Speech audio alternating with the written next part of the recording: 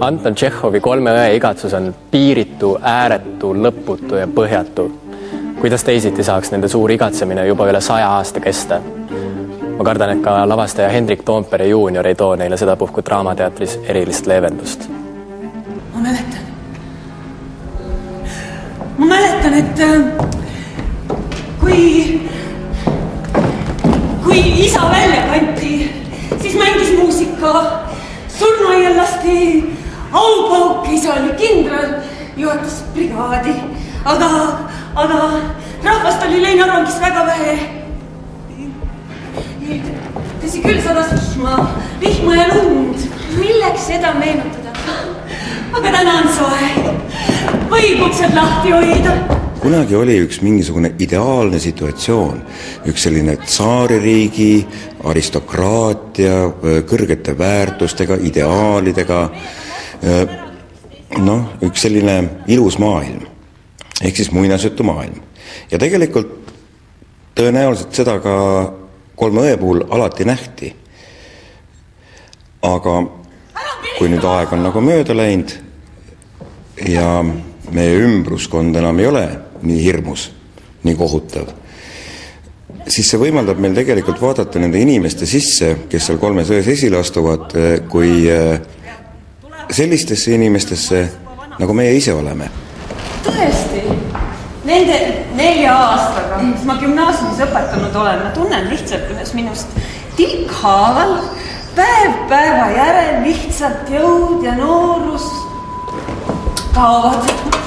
Kui tähelepanelikult Tšehhovit lugeda, siis tema, vähemalt alustas alati nii, et tema arvas, et tema kirjutas vodevilli või komöödia. Ja kui niimoodi läheneda, siis on see Tšehhov hoopis maruda.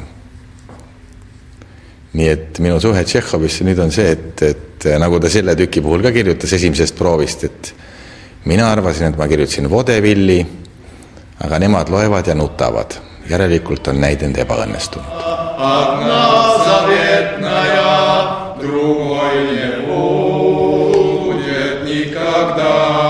Mina võtan materjalis, ma ei hakka mõtlema, et kuidas seda kõike tehti. Ma võtan lihtsalt lähtun sellest, mis mul praegu on, nendest sõnadest, mida see tegelane räägib või mida tema kohta räägitakse. Et selles mõttes mingi spetsiaalselt teistmoodi tegemist. Nagu et murda mingi Tšehhovi rutiinid. See, mis me nüüd teeme, tundub praegu hetkel ainuõige. Teie Olga Sergejevna olete niisiis kõige vanem. Teie Maria ja teie Irina kõige noorem. Te tulete Moskvast. Küllap ma mingil hetkel tundsin puudust just nimelt, ütleme siis suurrollidest või sellest samast sisemise maailma pidevusest või sellest samast elatud eluslepist, aga samas see lavastus väga veenvalt tõestas mulle, et see ei ole mängureeglites ja et niisugune rahutus ja katkendlikkus ongi selle lavastuse ja selle maailma keel. Ja kui see jääb minu jaoks võõraks või kui ma seda natuke pelgan või tahaksin eemale jääda, siis on see ehk minu kui vaataja probleem.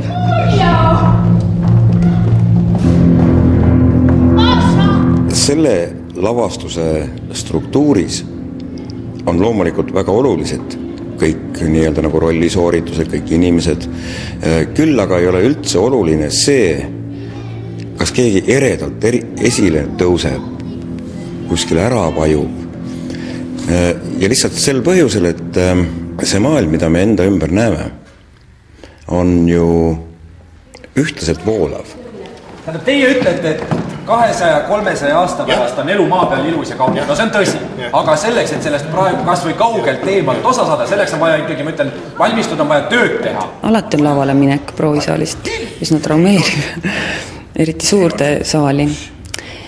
Ja et ma natukene nagu tundsin, et midagi jäi sinna proovisaali, sest et väiksem ruum kuidagi andis need nüansid nagu selgemalt tõi esile.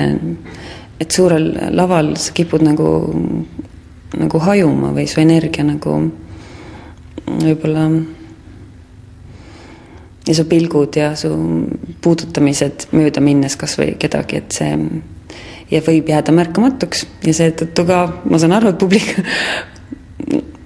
võib-olla ka siis ei näegi neid kohati selle melu sees.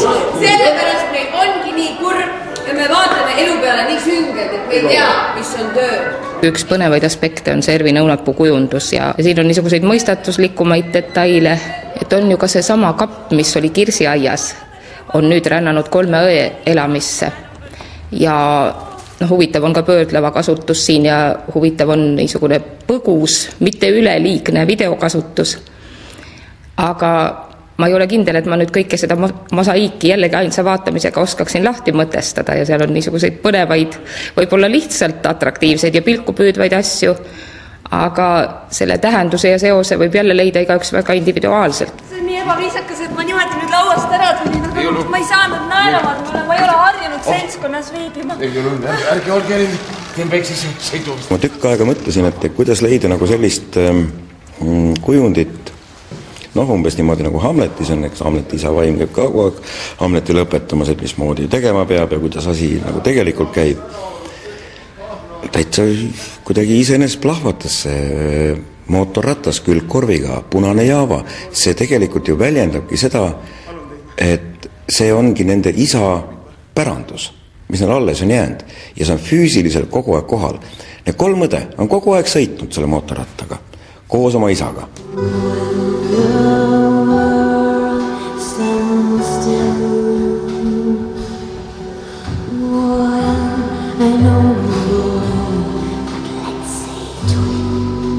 Seda lavastust raamib see Irina laul Marta Laane esituses väga jõuliselt ja minu jaoks selle lavastuse finaal on üks kirkamaid ja puudutavamaid hetki, et võib-olla selle laulu ühelt poolt ajutisus ja lühidus ja see, kui kontrastselt võib üht laulu enda seest esitada, et see algab nagu õnnelikult ja lõpeb pisarais, et see laul on just kui leitmotiiv või niisugune elu, ühelt poolt ajutisus, aga teiselt poolt mingi pide, mille külge klammerduda.